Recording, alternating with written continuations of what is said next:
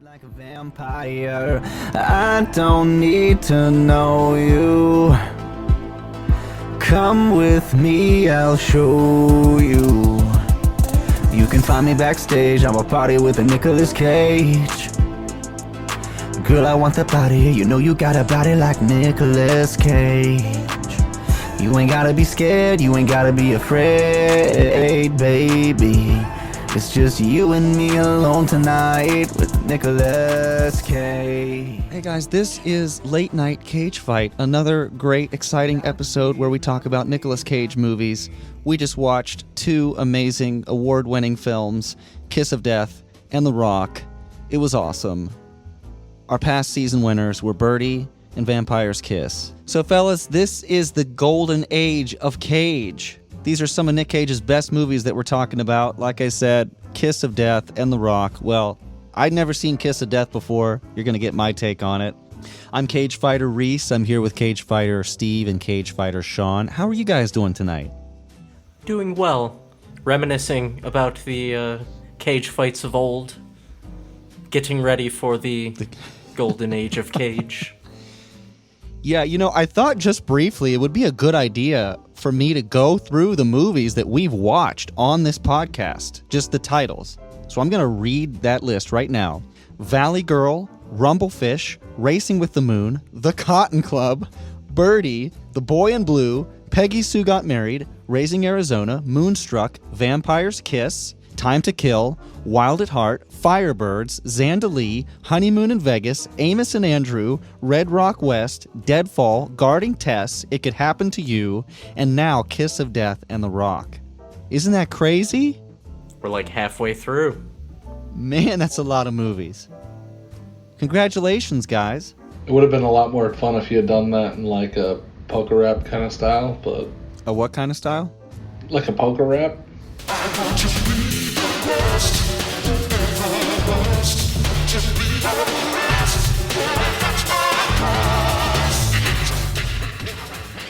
Oh, speaking of video games, let's just do a quick catch-up. I saw that Resident Evil 8 is out. The footage from it looks creepy as hell and also fun, but I never beat 7. So I'm going back now, actually, and I'm going to complete 7. I played it this morning at 1 a.m. in the dark. It was a really great time for me. Yeah. Why didn't you call me? I thought you were busy. But yeah, other than that, I'm gearing up to leave Japan. I'm coming back to the States. And so we're in moving mode now, which, you know, if you've ever had a big move in your life, you know that can be stressful and takes a lot of time to prepare. But at the same time, we're excited. So how about you guys? What's new? Cage fight us. I am actually also moving. I am moving in with my girlfriend that we actually met during the pandemic, so wow. Yeah. Congratulations. Thank you. Yeah, next week will actually be our 1-year anniversary officially. That's so, great. Thank you, COVID, for bringing not only me and my girlfriend, but also the world together. Yeah. Is this going to be a Nic Cage movie? I hope so. I Pandemic think romance? there was part of this, right? This was early in your guys' relationship when she helped you with your Vampire's Kiss victory. That is true. Yeah. Wow. Yeah. Yeah. That is dedication. Mm-hmm. That's great That news. is. I'd just like to say I think you're going to really enjoy beating Resident Evil 7. It's a good one. Man, I feel like it's one of the best video game horror experiences I've had so far. I feel like I'm not just inside one of these classic slasher movies. I feel like it's almost I'm awake in a dream. I heard 8 actually is not as scary as 7 because the developers were saying it was Because of that ass? too much for people. Yeah, because of that ass. Yeah. I mean, I can't be scared if you know, I'll just have a boner. Yeah. Yeah. Actually, what you said before that part, I had this discussion with the guy who works at the movie theater here. Shout out to Michael from Cinema 77. He told me that he had read the same thing, that the developers got all this feedback that 7 was just so scary that they decided to tone it down a little. Steve, what's new? Just all over the place. I just so last weekend we adopted my sister's dog. While we were in Marietta, drove back up here on Sunday, and then I turned around Monday and left for Alabama for a week. Oh wow. Yeah, I left Huntsville at 4:00 yesterday. Drove until I couldn't stop or couldn't stay awake. Slept, got up this morning, drove the rest of the way, and then just been kind of taking care of stuff around the house. Gotcha. But yeah, fortunately, she didn't leave me. I was really expecting that after I brought a new dog into the house and then said see you for a week, that I was going to come home to all of my shit outside. So all in all, it's good. It's a good week. That could also be a Nicolas Cage movie. Yeah. He adopts a dog without telling his wife. Yeah, and then leaves. Yeah, it's called Homeward Bound. Well, that brings us to our next segment, Nic Cage News with Cage Fighter Steve. Do you have anything for us? Nothing new since last time.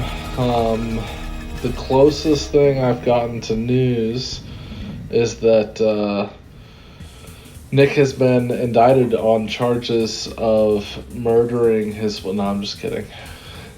I got nothing. I couldn't think of where to go with it. Why would you do that? I was going to try to make up a story. Because I feel the need to have more Nic Cage news, but unfortunately he's just been kind of low profile. I do think we need to talk about the Seth Rogen reveal. Did you see that news? A little bit. Yeah, so basically Seth Rogen has this book coming out where he talks about uncomfortable experiences with other actors and Hollywood folks. And he recounts the story about, and I'm paraphrasing here, I saw the clip of him on Howard Stern, because he told this story, I think, on a couple different shows. Nic Cage wanted to audition for a role in The Green Hornet. And long story short, he already had an idea about this character. He wanted it to be a white guy from the Bahamas with a Bahamian accent. And he even offered to get, kind of passively, or maybe jokingly, said that he would get a real head tattoo for the role. He did this impromptu monologue in front of Seth Rogen and the crew, and they didn't react quite the way that I think Nick expected. And so he just kind of disappeared and ghosted them after that for a while. But then later, Seth Rogen said that when the film Spring Breakers came out, James Franco plays kind of this rapper guy in the movie.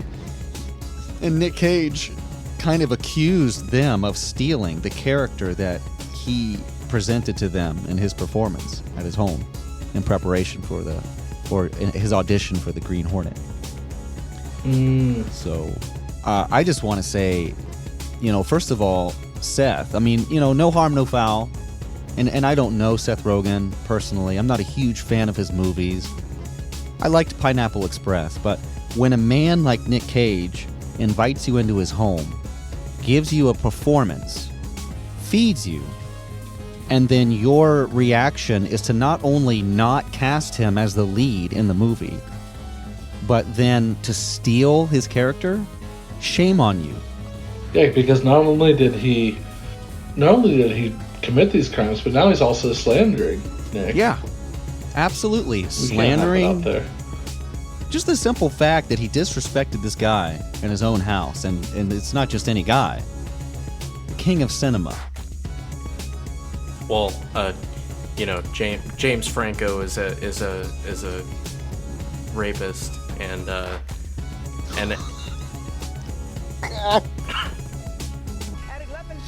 wonder how much of this I'm gonna keep in. And Joe Rogan is a rapist by association. So.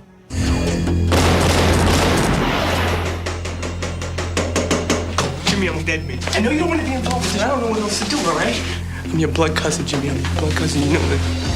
Please don't let this happen. You want a little air on this? Give me some names. There is no way on God's green earth that you can tell me that you did not know the guy who got you into this mess. I've got no reason to lie. Everybody's got a reason to lie. Whatever doesn't kill you makes you stronger, right? Whatever don't. Whatever doesn't kill you makes you stronger. Whatever don't kill you, man. I like that. Did you ever hear of a Little Junior Brown? It looks like Little Junior's moving up in the world. Cars, drugs, guns. He's buying everything he can get his hands on. Big Junior. That's one of those expressions like jumbo shrimp. Oh my, the cars. And I take them all, except that Explorer. What's the matter with the Explorer? It's red. Red's my bad luck color. I ain't got nothing to do with red. All right, right now we're talking about Kiss of Death. Man, what a hard movie to find. I gotta thank Sean for hooking us up with that one. 1995 crime drama thriller directed by Barbet Schroeder. Written by Richard Price. This movie was a remake of a 1947 noir film. But anyway, let's go ahead and get started with the Nick List. Nic Cage wears a new look with a goatee and close-cropped hair. He also plays a very bad dude in this movie. Playing time games with me. Playing time games with me. Within his first 2 minutes, he's already strangled someone before tossing someone else 10 feet out the door of a tractor trailer onto the pavement and kicking them in the kidney, and also robbing him.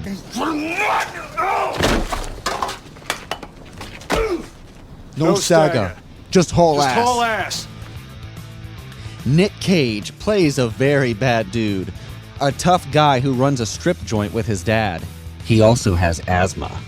Nic Cage bench presses a stripper. 5. Nice and easy. 26. Jesus, what you been eating? Oh, come on, you faggot. 27. Nic Cage beats a man to death with his bare hands to the tune of Jump Around by House of Pain.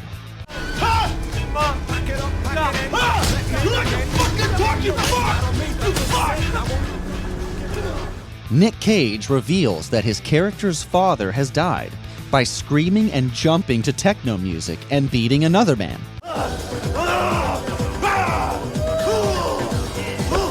the fuck is your problem, man?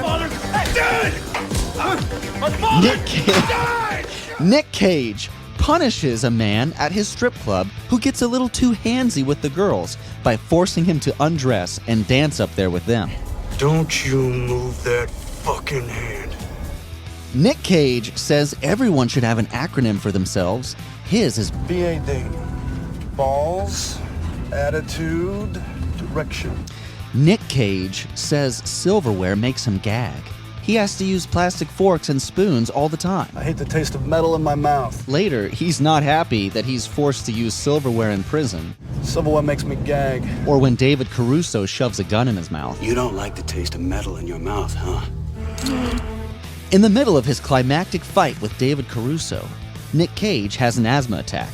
Didn't see that one coming.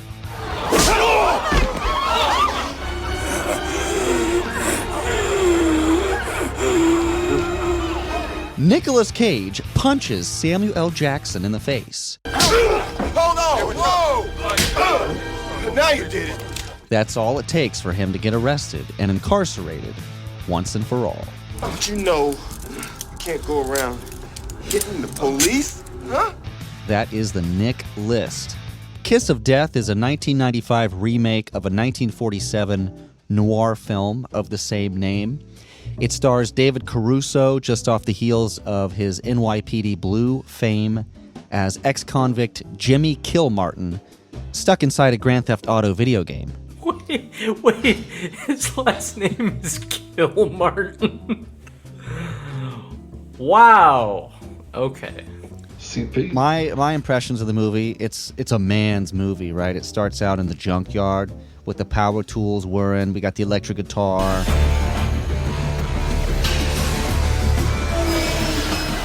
We got the Queen 7 train in New York. You know, everybody talks like this. Man, I don't know, man. What you want to do, man? Get him out of the car, man. I'm not sure I want to do that, man. Come on, Junior, man. Fuck, man. He's a drunk, man. Yeah, what did you guys think of Kiss of Death? I thought it was pretty entertaining. I really felt like this was Grand Theft Auto the movie. It I'm like, this literally is just- this was Grand Theft Auto the movie. It was just an extremely long mission. Nick even had like the like GTA 3 level face going on too, with the goatee and everything. Yeah. I mean, talking about Nick, I really liked his look. He had kind of a new haircut, you know? Yeah. And it looked good. I got to tell you guys, this is the first time I've seen Nic Cage in a movie where I was genuinely scared of his character. Oh yeah. He actually used the cage outs really effectively in this movie. I think so. Where it was like less comedic, but more like just truly like making the character unstable. Yeah. In his first scene, you know how I mentioned in the Nick list, he throws this drunk guy out of the truck onto the ground. That's one of the first things he does after strangling Ronnie. If you can, go back and watch that scene. When he throws that guy out of the truck, there are no effects. I mean, he launches this dude out of the car onto the ground, and it doesn't look like stunt doubles either. I was really impressed by that. It was like a professional wrestling move performed by Nicolas Cage. And I mean, the dude he's pretty ripped in this movie. He's been working out. Like I said, he bench presses a stripper who calls him a faggot, which was really nice to see. Yeah, he went. Hey, Dad, check it out. Check it out. I'm going to get 40. He wears this sleeveless white button-up and khaki pants. He wears a lot of sweatpants in the movie. And yeah, I think he sold the character really well. You know, some of these scenes where David Caruso's character is trying to put a ruse on him and make him not suspicious that he's actually wired. Yeah. And the camera will stay on Nic Cage's face. And I mean, I'm telling you, Nic Cage is really acting in this character. Yeah. You can see his mind going as the suspicion starts to grow. And I was really impressed with the way Nick approached this character. I really believe he was trying. Yeah, I really enjoyed the interactions between Nick and Rorschach a lot. It was good. With who? Nick and Rorschach. Rorschach. Oh, okay. Yeah. Yeah.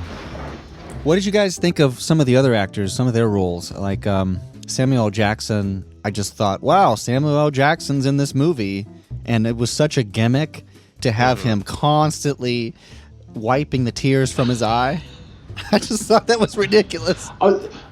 So the one thing I didn't get about the whole ordeal, right, with Samuel L. Jackson and all of this, is you have, 4 or 5 trucks. All of them have a single driver, and this one has a dude with a gun sitting right next to him. Why was this ever a thing of, like, why was he blamed for this at all? Yeah. Or why did he not just go, like, dude had a gun on me, and he made me drive? Yeah, I could not. And that was the end of it. I couldn't figure out the character at all, the main character. Yeah. I couldn't understand what he was really... He was like, oh, nuts, Like, you got me. I mean, he was like the swiper guy from Dora. Like, we got you, Jimmy. Ah, shucks. Yeah. Oh, and we're gonna have to talk about the cops in this movie because it's police brutality times 1,000. Every time they arrest one of these guys, you know, one of the cops will bang their head against the car door or something. Oops, sorry about that. And it's just like over the top. Cops never do that. Yeah. Never. Well, I mean, they do it, but then they don't look at the camera and say, "Oops." Oh, you're recording me? Want me to do it again? Yeah, they turn their body camera off before they do that. Right. Turn it off then. Do Yeah. it. Yeah. And then also, these are supposed to be, you know, the FBI, right? They're supposed to be working kind of behind the scenes in secrecy, but they're always meeting in the top of this Chinese restaurant on the second floor. You guys remember that? I'm just like, what is this place? I thought that location was just absolutely wild. And then the other place too that got me laughing was the strip club itself. You know, you see it from a mile away, the neon boobs and the women on the poles. It's like, this is a strip club. I mean, at least it's not like the worst movie strip club that I've ever seen. Because one time I found this dollar DVD of this movie called Sweet Potato Pie, which was supposed to be like the black version of American Pie. And they go to the strip club, and it's literally just like they just go behind the back of somebody's house. Yeah. And it's literally just like somebody's basement. Oh, but it's a strip club. If you can't buy me Gucci, you can't have this coochie. Say what? Apparently those are real. Check that movie out. Why was this movie called Kiss of Death? I wanted to ask the same question. Cage didn't kiss anybody. I was actually waiting. I was waiting for it the whole time. Yeah. Well, he did. He did, actually. I think the idea was supposed to be that the main character was a bad luck charm. Anyone that got involved with him ended up getting hurt. Oh, I see. Right, so every time he tried to do the right thing, people suffered. Yeah. Kiss of death. If you crossed... Try to do kindness, but you kill. Yeah.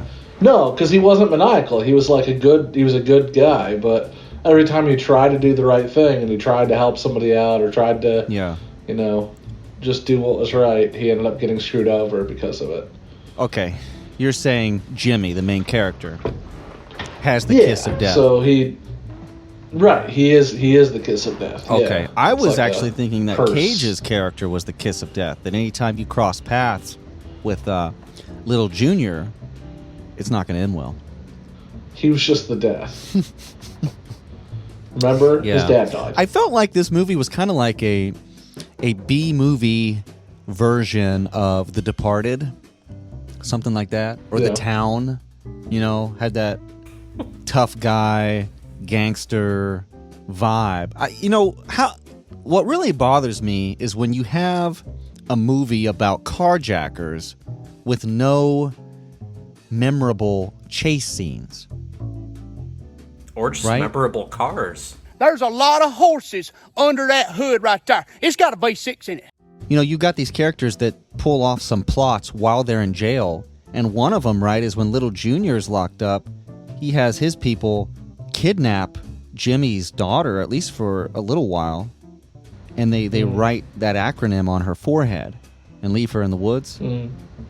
And why didn't they kill her? Why didn't they just keep her as collateral or something? I didn't understand that. It's it's more impactful to him to give him that anxiety. Yeah. Also, I'd like to I just like to say BAD, balls, attitude, direction. You know that the acronym was already selected. It's got to be BAD, guys. So come up with some words, you know. Also, Jimmy's really bad at catching bullets. Catching bullets? He tried, though. Yeah. He tried to grab the bullet out of the air so it didn't shoot Samuel Jackson in the face, but, you know. Oh, that's right. He's not a... Yeah, and then Sammy got pissed about it. Also, this is the first movie, I have to admit, Nic Cage saves the movie. He's the saving grace, you know? Because David Caruso's... I got bored of him halfway through the movie. He was just... Yeah. There was no growth, there was no development. He was the same character. Right. Like, even Samuel L. Jackson's character developed, but... He's the same character from Deadfall. Yeah. Yeah. Things just kind of happen. Yep. It's like, but I just want to be a good guy. I want to be a dad and have a family life. Hey, do you want to steal some cars? Well, yeah. I mean, let's do that. But, you know, I want to be good. I want to be good about it. Can we just be back quick, because... Yeah, can we just hurry up? I'll let my daughter take a nap, and then we'll just go boost a couple cars, and then we'll get right back. I'm also pretty sure that Ronnie, like, raped his wife. Yeah, that's kind of hinted at. That's not very cash money of him.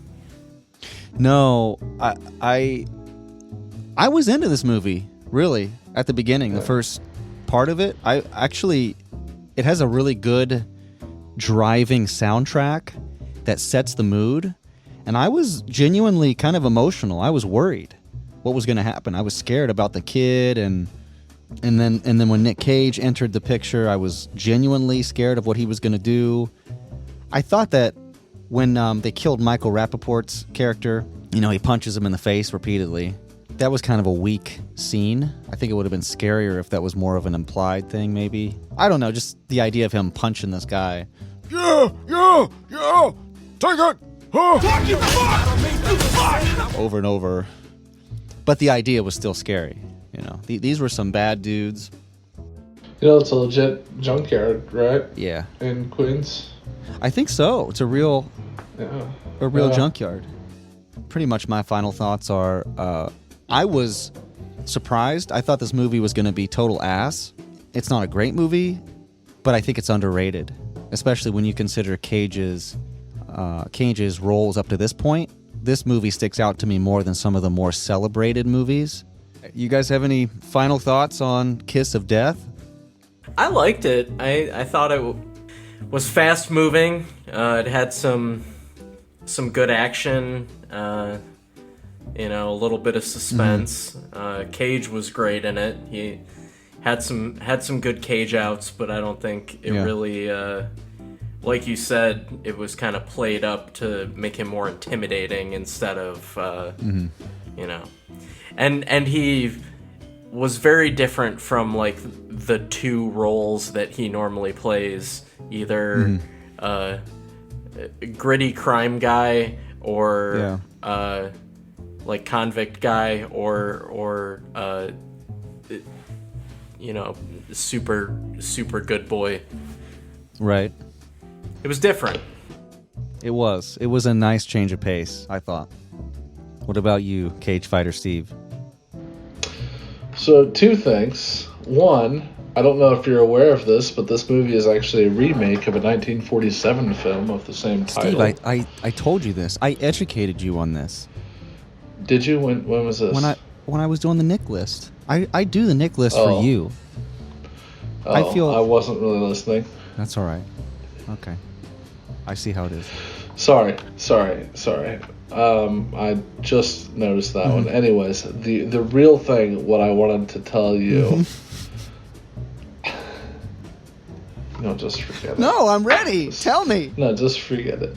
Nick actually thought of Little Junior's personality as a big, horrible baby. That was his goal. Really? Of a big, horrible baby? Big, horrible baby. Wow. So just always throwing a fit about everything. Okay, which explains all the scenes. Real quick though, let's look at his character of Little Junior compared to the Deadfall guy. Of which one I like better? Hey, no. When you look at this character next to Eddie, right? And I made the comment on the Deadfall episode that, I expected Nic Cage to shadow real gangster dudes or to study them and get an idea of their, for acting purposes, right? And I'm just like, who did he model for Eddie? Because I've never seen like any human act the way that Eddie does at all. Yeah. Shut up! Shut the fuck up, man! But I felt like in Kiss of Death, he genuinely, was trying to be like one of these bad dudes that exist out there. Oh, yeah. I believed that character, and I assumed that he had done his homework. So I just feel like for him to be like, I was just basically a big baby. Just a big, grown-up baby. I threw tantrums and threw people out of the strip club and murdered people, too, if they didn't listen. That's how I approached the character. That's disingenuous, bro. You did more than that, and I love it, and I want you to do more of it. I'd watch the shit out of a Bad Dudes movie with Nic Cage. Mm-hmm. Bad Dudes. He'd be the president. should we now jump into the world of WWE and talk about The Rock? Skyscraper was a great movie. I think it should win the entire season. Following is a state secret, gentlemen. Disclose it to any party and you will be subject to prosecution.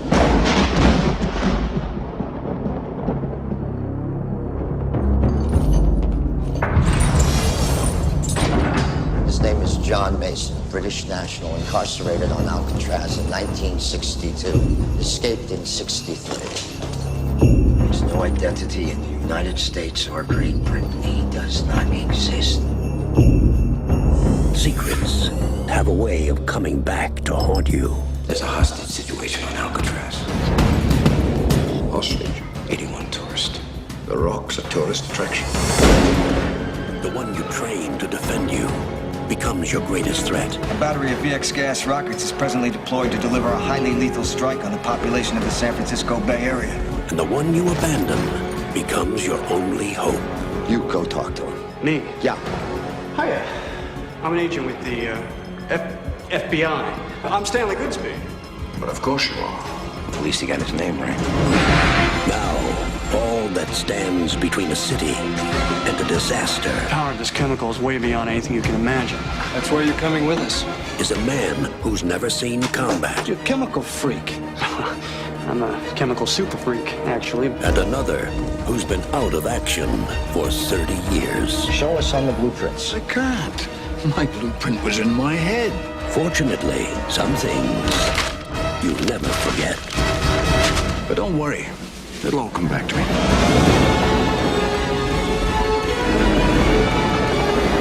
From Don Simpson and Jerry Bruckheimer, the producers of Top Gun and Crimson Tide, and Michael Bay, the director of Bad Boys. Welcome to The Rock. We got visitors. Sean Connery. You sure you're ready for this? Do my best. Your best? Losers always whine about their best. Yeah. Nicolas Cage. Listen, I'm just a biochemist. I drive a Volvo. Beige one. So what do you say you cut me some friggin' slack? Ed Harris. Fire. This summer,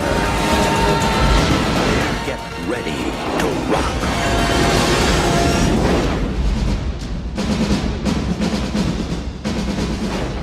Let's talk about The Rock then. Of course, for The Rock, just for you guys, I've got the Nick List. Should I listen this time? You're going to listen this time? Yeah. Thanks. Nick Cage plays FBI biochemist Stanley Goodspeed, a total hipster who is obsessed with the Beatles. Why don't you just spend $13 on a CD, man? First of all, it's because I'm a Beatlemaniac. And second, these sound better. Nic Cage is really good at defusing poisonous baby doll bombs from Bosnia. Just some terrorists decided to send a little care package, which had to be neutralized before blowing up the office. Nic Cage is being pursued by the marriage police. Marriage police, pull over. He tells his girlfriend he will marry her, but only at the end of the movie. Come to San Francisco. Yeah, I'm sure it's just a training exercise. Nic Cage is asked to come help out with a little problem in San Francisco. A renegade general and his military terrorist cell have taken hostages at Alcatraz. They want a few $1 million, or they're going to launch a deadly gas on the city. 1 teaspoon of this shit detonated in the atmosphere will kill every living organism in an 8-block radius. I didn't know that, really. Nic Cage tries to persuade Sean Connery to come help out too, since he used to be James Bond. John Mason, the federal convict played by Connery, escapes from his handlers so that we can enjoy a 20-minute-long Michael Bay chase scene on foot and in cars, resulting in the destruction of the San Francisco cable car system and threatening nearly as many lives as the terrorists on Alcatraz. You wrecked half the city. What do you say we cut the chit-chat? A-hole! Nic Cage steals a Ferrari and a dirt bike. He's really good at driving angry. Nic Cage joins the Navy SEAL infiltration team. He is just so good at pulling computer chips out of rockets. Do you remember the USB drives? Nic Cage has some great sass. He tells Sean Connery he would love a history lesson, but right now he'd like to find some rockets. I want to find some rockets. Nic Cage expertly beats the minecart levels of Donkey Kong Country playing as Diddy Kong.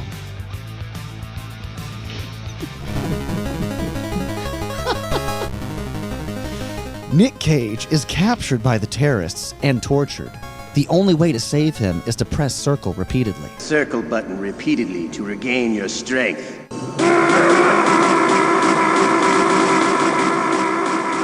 Nic Cage says the words clearly and crisply in this movie, Zeus's butthole. Zeus's butthole! Also, glass or plastic? Glass or plastic? Glass or plastic? Shut the fuck up! You're gonna end up in either a glass jar or a plastic bag! Nic Cage is offended that one of the terrorists doesn't like Rocket Man, the song. So he launches a rocket right into the guy, which impales him on an iron spike. Wrong answer! Nic Cage feeds a terrorist one of the VX gas green balls, and then proceeds to do what we've all been waiting for from the beginning, which is stab himself in the fucking heart. Eat that, you fuck! Nic Cage wins Air Traffic Marshaller of the Year with his splendid twin flare technique. Nic Cage gets married and gets hold of Sean Connery's hidden microfilm that contain U.S. state secrets. Will this knowledge cause him to become a terrorist? Will there be someday The Rock 2? The world may never know. And that is the end of my Nick list. Actually, we do know. If you were not aware, following the events of this movie, he goes on to steal the Declaration of Independence. There it is. Because he knows the truth. Because he knows the truth. That's probably how. That's how he knows where it is. That's right. That is the real one, huh? I better change my name. Huh. And I gotta call Disney. Oh man. So The Rock, honestly, is one of the first Nic Cage movies I saw. My stepdad, Steve remembers him, had this movie on VHS, and I watched it quite a number of times as a kid, and really liked it. And also my stepdad, I don't know if you knew this, Steve, he bought me my first copy of Metal Gear Solid. This episode of Late Night Cage Fight, it boils down to which is better, Grand Theft Auto or Metal Gear Solid? That's the question we have to ask ourselves tonight. There was actually a specific scene of when they were breaking in, when Connery was... I forget what it was. It was like the furnace or something, and he was rolling under the flames, and my note was literally rolling under the flames like Metal Gear Solid 4. There you go. Why was that there? You know, it's like obviously something they invented to create drama and suspense in the movie. But I'm just like, this place has been a tourist site now for the last how many decades, and you've got this freaking fire pit now. Yeah, why would that be there? Well, why would it still be operational? But more importantly, he used this method to escape. So why did he have to roll underneath of it in order to get inside? Shouldn't the latch have been on the outside, Steve, if that's how he escaped? Look, I don't want you to think too deeply. This is Michael You might Bay. hurt yourself. Okay, because I did that a lot, and I have a lot of a lot of those points throughout this entire movie. But I did want to mention before we get too much further the Zeus's butthole thing. That was actually some Nicolas Cage ad-libbing that Michael Bay really wanted to cut, but Nick insisted on. Nick pulled a me. Yeah, Nick pulled a me. He was like, "Just let me have this one, okay? Just let me have it. Just leave it in there. You can make it quieter. That's fine, but that is you. Don't take this away." Steve and I from used me. to write rap songs. It is I'd let Steve write his part, and he would include something that was completely inappropriate, and I would just cut it all out, and then he would pick the most inappropriate thing that I cut and say, just let me, just that line right there. That's the only one I want. You can cut everything else, but I want that one. Like, Steve, that's the worst one. Yeah, I know, but it fits the song. It's trimmer time. Yeah, show your tit. It's a trimmer. Let me rub your clit. It's a trimmer. Show the badge. It's trimmer time. I got the badge. Butthole. So that's what we got here with Nic Cage, basically. I knew it was ad-lib, right. but I assumed Michael Bay was cool with it. That is hilarious that, yeah, Nic Cage is like, Look, Michael, I've done everything else you've asked me to do. Just keep Zeus's butthole. I mean, that's poetry. That's amazing. And, at the end of the day, though, I think it kind of fits in the movie. I think it was the right decision. Yeah, it was. Michael Bay directed this, as we know. Again, this is a first for Nic Cage. This style of movie, this is his first, I'd say, real Hollywood action role. Michael Bay's style is very apparent in this movie. Explosions. Patriotism. Nice shaky tits. cameras. Yeah, dude, like all the female roles. It's obvious they were like, yeah, I need to see the headshot first, and also the body shot, and then we'll do the audition. Did you know that Michael Bay he directed a series of Victoria's Secret commercials? I believe it. Yeah, because the movie feels like a car commercial that's been turned into an action movie, or like a music video from the 90s. Like a boy band music video, the way that the camera is always moving, it's always zooming in to the action or someone's reaction. And I think this is a special movie in that regard. I don't know if Michael Bay was coming from that world and this was like his first foray into the, big budget Hollywood action blockbuster. But it's just so interesting to look at the camera work. Yeah, I just see it for what it is, and that, especially given the story, you're just given basically the basic elements of what you need. You don't get a lot of backstory, you don't get a lot of depth. It's all style, right? Like Sean Connery. Okay, what do we have to do to make Sean Connery's character want to help us? Oh well, he has to want to see his daughter and be able to see his daughter. Okay, how can we turn that into an action scene? Okay, so how about he escapes from the feds, and then he gets there, and then he gets the answer he wants, and then like he gets persuaded to do it. Yeah, as long as we get an action scene, that's fine. Let's do that. Apparently, he did Bad Boys before. I didn't even know Bad Boys was Michael Bay. I didn't either. Yeah. Apparently, The Rock is is Michael Bay's favorite film that he's made. What I really like about The Rock is its opening. I really like the opening with Ed Harris. Tremendous actor. He plays General Francis X. Hummel.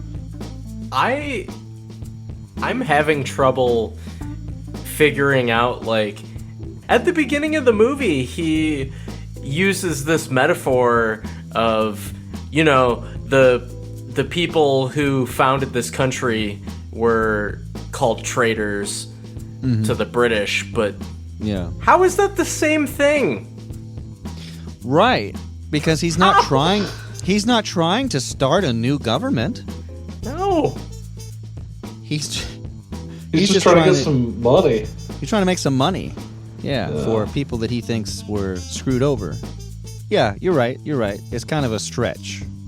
I mean, it's not like you tried to overthrow the Capitol or something and stop the certification of a. Never mind. Right. Yeah. Yeah, I do agree that I feel like his character's motivations were a little sketch. But given what he was given, Ed Harris did a really damn good job. So for me, it also helped that he had Dr. Cox on his team. Yeah. Oh yeah. I know who you're talking about. Yeah. John McGinley. John C. McGinley. Yes. Yeah. Yes. Yeah, there's quite a few familiar faces. Now, I'm going to ask you guys this. I want you guys to tell me who you think was the weakest actor in this movie. Because it's an actor who has appeared in a previous Nic Cage movie that we have panned. You want to know? You give up? I give up. Michael Biehn plays Commander Anderson. Oh, yeah. And I just did not buy that he was a Marine or a Navy SEAL, I should say. I don't know. I just felt like I could believe this guy was a Marine in Aliens. That's fine. But in like a real world type situation, I just felt like, or maybe it was just my disdain from Deadfall. I'm just so fucking pissed. He could be a space Marine, but not a Marine Marine. Yeah. Sean, yeah, Michael Bay actually did answer your question. There's a quote. We got Michael Bay on the line? Yeah, there's a major logic flaw in the movie. Why are the boilers working on the rock when this island hasn't been used for many years? Right? He answers his own question saying, screw it, it's entertaining, don't you think? Yeah. You know, that's the most Michael Bay answer that... It's honest. Yep. Yeah. That's this whole movie. You know, you just kind of go, I don't think that that's how that works, but it looks cool, so let's just go with it. I mean, think about it, right? They steal the VX gas at the beginning, but they have to show you what this shit does. So of course you got to have a guy get stuck in the room when they drop it, and you see the flesh melt off of him. You got to have that. Otherwise, we won't know that it's a killer substance. Those were some Indiana Jones vibes if I've ever seen them. They managed to drop one of those things on the ground and it explodes and starts murdering people. However, Nic Cage puts one in his shirt pocket and tackles a dude through a window. Yeah, well, I thought it was kind of funny at the end of the movie when he's fighting that guy. He's got the thing in his hand, and the dude doesn't react to it. If I saw that shit.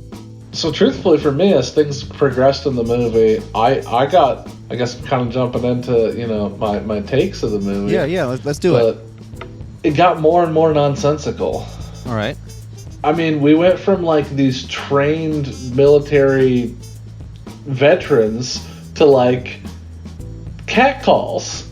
All of a sudden they drop down Spider-Man style right next to Nick, hey there, playing with him and cat and mouse kind of thing. After previously they're all trained, military personnel. You've got a lot of military protocol. I don't know. It was really. Yeah. They just keep letting them get away. They keep missing. They keep. How many times did they throw their gun aside and just tackle him through a wall over and over again? They're men, Steve. They but want they're to fight supposed man to be man. Taking care of this problem. Yeah. It's just this. I don't know. It got broken very quick for me. I agree with that. I also thought that the degradation of the general's plan towards the end, I mean, he kind of gets second thoughts, but then his men they're like, we want our fucking money. Yeah. We don't,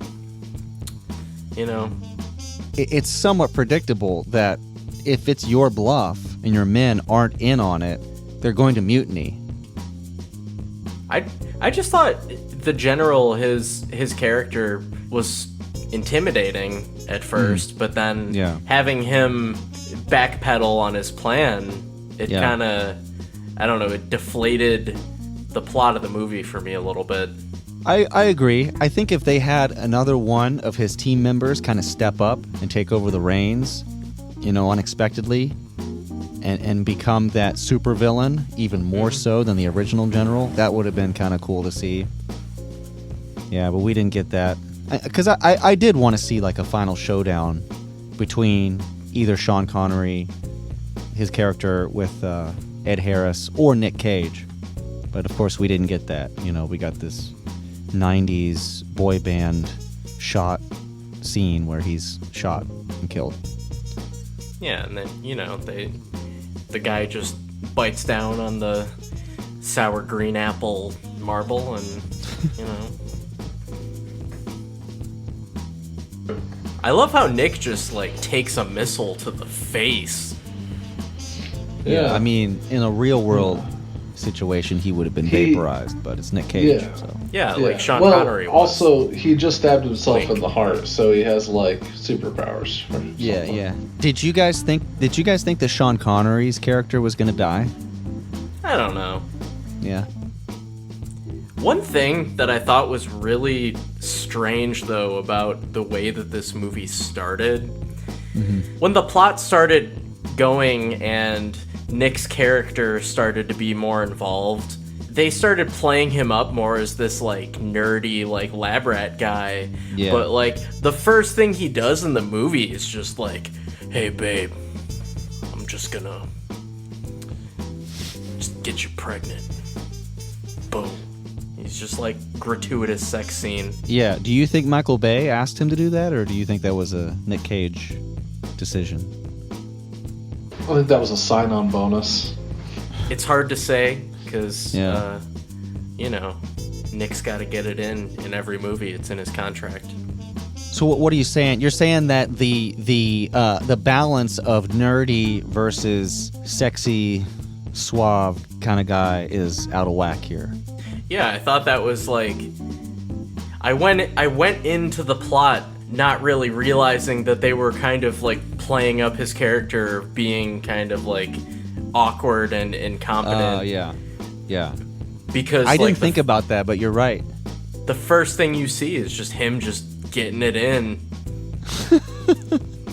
I wanted to play some guitar, have a glass of wine, you know. I saved the world today. They wouldn't how be am I- Superman. Yeah, how am I supposed to think that a character's like some nerdy dude when you just have him just sitting there shirtless playing guitar, like with his supermodel girlfriend? Touche. I can't argue with that. But I'm going to say the thing I appreciated the most from The Rock is how nonchalantly Sean Connery murders people. He Not breaks bad for necks. a 60-year-old dude. Yeah, and then he just has just the most brightest smile on his face. Come on, come with me. Do you think Let's that stop these Zahir fuckers. What? is based off of this character? Who? Zahir. I don't know that. From Legend of Korra. Oh. Wow, name dropping. Legend of Korra. I've only seen a couple episodes, but Oh, really? Sean? No? Never seen it. Oh, man. Okay. my wife loves that show. Yeah, I mean, honestly, just even the transformation of him. He was locked in a. His group was way above maximum security in these specially designed prisons. Yeah. His appearance is very similar, long white hair that he later goes and cuts up. I see. Maybe it was. Yeah. I just feel like, okay, similarities. You got this character who he was locked away.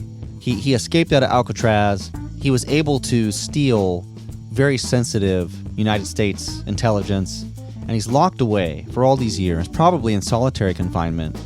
He's let out again now and forced to help in this operation under the false promise that he'll be freed in the end. And he just fucking kills people like it's nothing. Wouldn't you think he'd be a little wacko? A little rusty, maybe? Wouldn't he be rusty and a little off, right? I was also confused because at one point they made it sound like they had basically put him in this solitary in a hole because he's the mastermind had escaped, so they had to be extra cautious with him. Yeah. So they locked him out in the middle of nowhere. But then at other points he talks about, shower rape, which makes it sound like he's just in a general prison. Just casually dropping that. Right. It's kind of ironic when we all know what happens in the showers of Alcatraz. Yeah. But it's just kind of funny, the conclusion of the film when they stop the terrorists, and it just has this feel-good atmosphere to it. Like, everything's great. We stopped the terrorists. Nobody ever knew that they were about to get gassed and it was going to kill thousands, tens of thousands of people. And Sean Connery's character gets to just escape because Nic Cage says that he's going to tell him that he was killed in the blast, he was vaporized. And now I'm going to get married, and I'm going to go to wherever Sean Connery told me to find this microfilm. I want to talk just real briefly about this other podcast called Brady Bros, hosted by our friend Zach Walsh, John Walsh, his brother, and David Koenigsberg. They are watching through all of the Brady Bunch media in chronological order and discussing each installment on a weekly basis. I'd like to get them on this show so we can talk about how, Nic Cage, probably loves the Brady Bunch, I would think. They're also going to talk about the Saturday morning cartoon, The Brady Kids. I didn't even know that existed. Do you guys like the Brady Bunch? I used to watch it when I was younger. I didn't know that there was a cartoon. I had no clue. But they're about halfway through the very first season. I think they're regretting this decision now, but I'm not, because I've been listening to it and it's pretty funny. And they're definitely committed to it. Their podcast is produced by the DC-based theater company Any Stage. Some fun facts. Zach is, as I said, an award-winning filmmaker and legally ordained minister. David once squandered a check he received from an independent film project on a raccoon mascot costume from China, which would later become the focal point of another independent film project. Interesting. And John once had his left foot stepped on by Sarah Jessica Parker. It's a true story. Wow. Jealous. Well, now let's get into the cage fight portion of tonight. I'm supposed to randomly draw for who goes first. So I'm going to...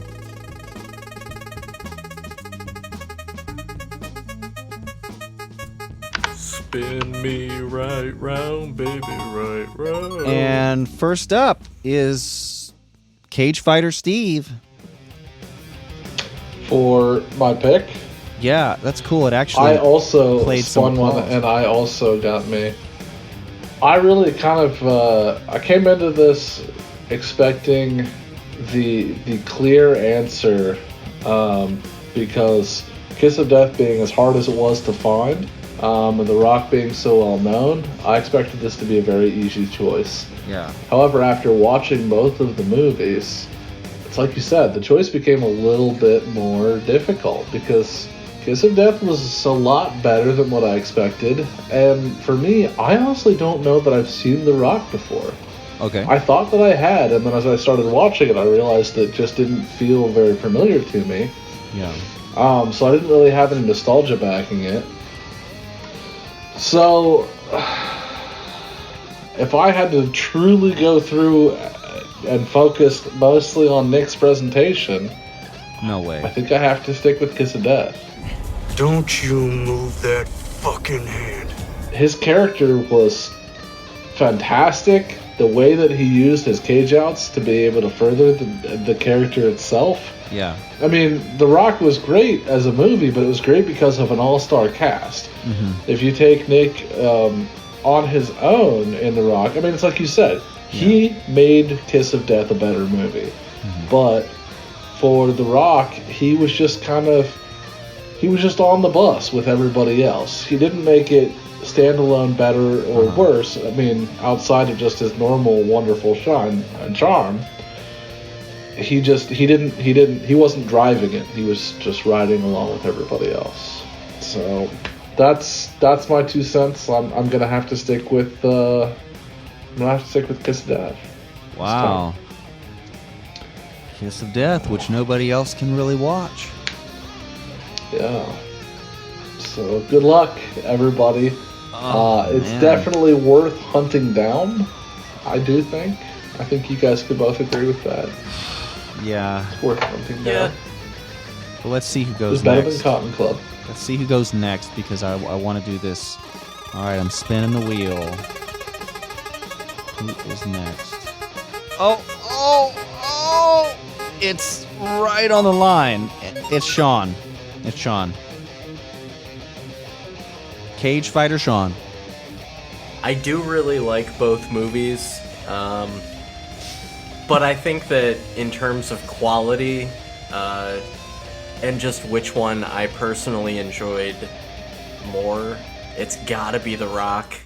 This isn't happening. Gus, you don't have to answer it. This isn't happening. No, just don't answer. It's okay. I mean, when I first started watching this movie, I mean, I was just like, this movie kind of rules. Like, I mean, and I'll be the first person to shit on Michael Bay. Like, fuck Transformers and his truck nuts. He messed up Twilight too, so it's okay. Yeah, but I don't know. I mean, I think Kiss of Death, it is a really good movie, but it almost felt like it didn't have as cohesive of a vision as The Rock did. The Rock clearly like knew what it was. Like it comes out like it's loud, it's bold, it's, you know, it has a real clear vision to it. And I don't know, I mean, I thought that Cage played pretty well off of Sean Connery. I mean, I definitely think that the point Steve made about Kiss of Death, I do think Cage is better in Kiss of Death, but you know, I just didn't find it as entertaining personally, so I gotta give it to The Rock. All right. This isn't late night People's Elbow. This is the late night Cage fight. Sean, if you're not here voting for Cage, then see, I think why don't you go back where you came from? Cage Fighter Steve is the one true Cage fan out of all of us. I also appreciate that he's often the outlier, which makes this very difficult for me, because on one hand, I expected Kiss of Death to be absolute trash. I mean, we're coming off a Deadfall here, and then a couple kind of subpar romantic comedies, and so, you know, I thought that we were just going to be reverting back to the Deadfall era, especially given the fact that Kiss of Death is so hard to find nowadays for reasons I don't quite understand. It's good enough. I'll just put it that way. It's entertaining. And then The Rock is, yeah, it's pure nostalgia for me. You guys know this. I was excited to watch this movie again, and I was a little disappointed to have certain things, now that I'm an adult, not quite add up, not quite make sense.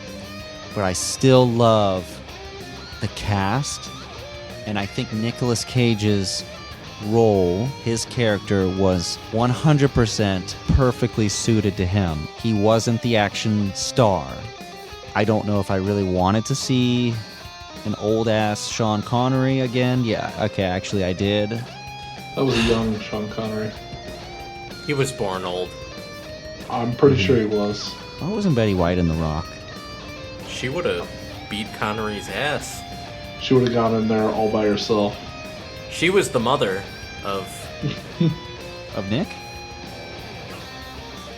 Well, in the sequel, you find out that Betty White is, and Sean Connery are the parents of Nick, and, you know, his daughter in The Rock is Nick's sister. Wow. Loki, I actually thought that he was going to end up with Sean Connery's daughter. Yeah, right. I'm going to go off nostalgia factor. Before you lock that in, all right, I'm going to put one more thing out there. Okay? Throw it at me. So, not only did The Rock kind of lose some steam and lose its direction a little bit, but it left it brought up this huge pulsating issue, right? Of the way that these people are treated and the entire act of terrorism itself. Okay. And then threw it the fucking garbage. Well, you got to remember, though, this is pre-9/11. Sure, but some could argue that this is the reason for 9/11. So, truthfully, by nominating this movie, you're supporting terrorism. That's a hot take. Yeah. If that means I don't have to watch David Caruso act in another 2-hour-long goddamn movie, then so be it. I support it. You didn't like him in Karate Kid? Yeah, he was good. I think it was just Kiss of Death really got me because of just how much we went into this, right? I went into this with very high expectations for The Rock and very low expectations for Kiss of Death. Yeah, I feel that too. I do. Yeah. For me, they both hit very much of a middle ground, but I think that's what made Kiss of Death really shine more. It is going to go to The Rock, though. Yeah, I'll concede on that. But it was definitely a good film. At the same time, I do think we need to emphasize Kiss of Death as a very strong contender in this episode, given Nick's role and his acting and all that, his character. We can send it to the losers bracket, which we should do B-list. at some point. All right, so congratulations to our next winner, The Rock. What are our next movies now? Well, we have a planning doc, right? Oh, okay. You were like, hey, put all the stuff on here, Steve, order the movies. I couldn't remember And so I went in and ordered the movies. It's Leaving Las Vegas. Oh, wow. And City of Angels. Wow. Yeah, two big ones. Leaving Las Vegas was Nick's Academy Award win, guys. I think this is going to be a good pair. They're both like drama romances. I feel like, again, these are movies that I think I've seen before, but I haven't. I haven't don't seen remember. either. I know there's both a lot of them. of I drinking. feel like I've seen them on TV, but Okay. yeah. Wait, they have alcohol in Vegas? Oh, yeah. What? I thought it was a dry county. Sean, no. Wow. Do you want to go? Oh, I'm thinking of Salt Lake City. Hey, guys, if you want to send Sean and I on an all-exclusive VIP trip to Vegas, please support our Patreon. Send us, whatever you think can make that happen. We'll make like a 5 or 10 minute video while we're there, and you will love it. I promise. What am I not allowed to go? Oh well, Actually, if they send a little bit more. But Wow. In all seriousness, to all listeners of Late Night Cage Fight, follow us on Facebook and share any of our podcast episode posts to your page and send us a message, and we will send you a free set of 2 Late Night Cage Fight stickers. And soon I'm going to have that up on the Facebook page for you guys to see.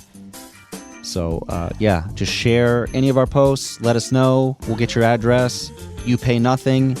It would be nice to get some messages just so we can see, what am I fighting for? What is that from? Mega Man X? Okay, I need to know these things so I can put samples in the podcast. What am I fighting for? Well, thanks everyone for listening to this episode of Late Night Cage Fight. We had a great time discussing these 2 amazing Cage-tastic movies, Kiss of Death and The Rock. Be sure to check out our website, NicCageFight.com. Find us on Facebook. One last reminder, if you want free stickers, share any of our podcast posts and send us a message, and we'll get them to you. Until next time, expect more awesome Nic Cage news, Nic Cage movie reviews, and also Cageless special episodes. This is Late Night Cage Fight. I'm Cage Fighter Reese here with Cage Fighter Sean. Oh, hey. Oh, hey. And Cage Fighter Steve. Hi. Saying Godspeed. Good speed. Good speed. Yeah, I say it in American. Oh, sorry. We'll catch you next time. Bye-bye.